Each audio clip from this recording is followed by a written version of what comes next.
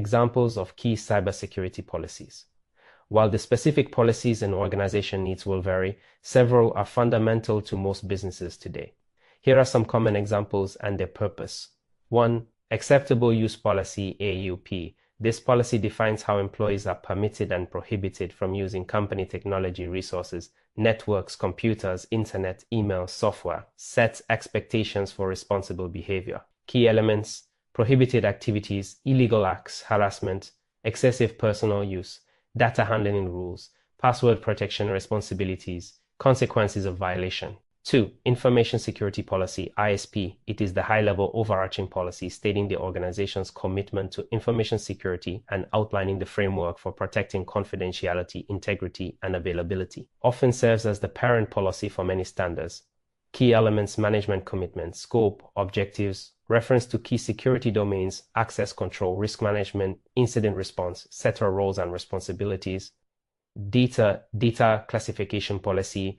It defines categories for classifying data based on sensitivity, e.g., public, internal, confidential, restricted, and specifies handling requirements, storage, transmission, access controls for each level. Key elements: classification levels defined, data owner responsibilities, labeling requirements, handling rules per level, essential for protecting sensitive personal data under NDPA, GDPR. Access control policy. It defines principles for granting, managing, and revoking access to systems and data based on roles and the principle of least privilege, only giving access necessary for the job.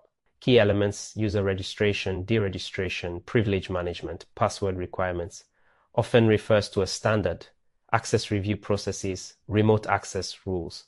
5. Password policy standard. This specifies mandatory requirements for creating and managing passwords to ensure authentication security. Key elements: minimum length, complexity requirements, character types, change frequency, password reuse restrictions, storage, transmission security. Often enforced technically. Incident response policy. It outlines the plan and procedures for detecting, responding to, and recovering from cybersecurity incidents, breaches, malware outbreaks, DDoS attacks, etc. Key elements: definition of an incident, roles, responsibilities, incident response team, reporting procedures, containment steps, eradication, recovery, post-incident analysis, lessons learned. Crucial for meeting NDPA, GDPR breach notification timelines. Remote access or telework policy. Purpose: defines rules and security requirements for employees accessing company resources from outside the office network, e.g. from home while traveling, especially relevant with increased remote or hybrid work, common in cities like Lagos and Abuja. Key elements: approved connection methods, VPN requirements, device security requirements, company versus personal devices, data handling rules for remote work, securing home networks. Encryption policy or standard.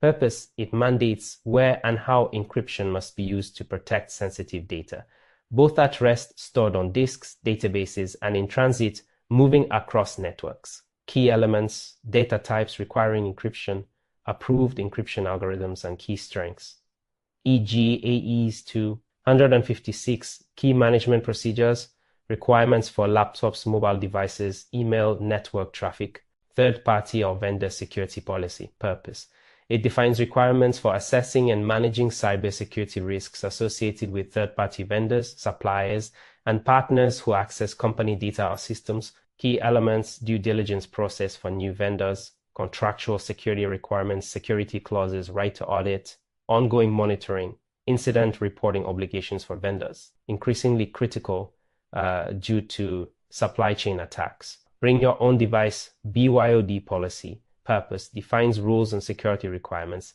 if employees are permitted to use their personal devices, smartphones, laptops for work purposes, addresses privacy and security concerns. Key elements: eligible devices, required security controls on device passcodes, encryption, mobile device management software, separation of personal work data, company's right to wipe data upon termination, support limitations. Needs careful consideration of employee privacy.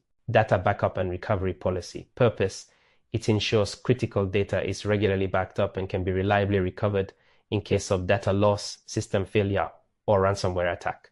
Key elements: data systems including backups, backup frequency, backup media location, retention periods, testing procedures for recovery, roles and responsibilities.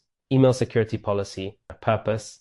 It defines acceptable use and security practices related to company email. Key elements, prohibitions, spam, phishing, malware distribution, rules for handling sensitive data in email, use of encryption, phishing awareness guidance. Having well-defined policies covering these key areas provides comprehensive guidance for employees and lays the foundation for implementing effective security controls. In this module, you learned the critical role of documented policies, standards, guidelines, and procedures in translating GRC strategy into actionable rules within your organization. You understood why formal documentation is essential for clarity, consistency, training, enforcement, and compliance verification, especially under regulations like NDPA. We explored the process for developing effective policies, emphasizing alignment with GRC objectives, and outlining key characteristics like clarity and enforceability. You gained a deeper understanding of the policy hierarchy and the distinct purpose of each document type.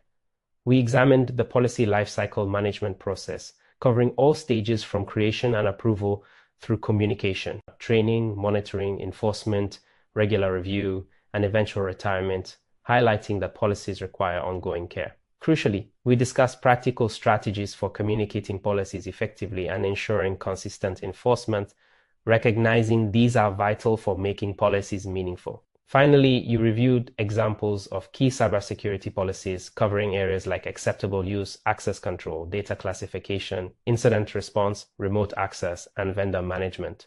Understanding the purpose in a modern security program with a solid grasp of how to define the rules through policies and standards, you are now ready for Module 7, where we will explore the specific security controls and technologies used to actually implement and enforce these rules and manage identified risks.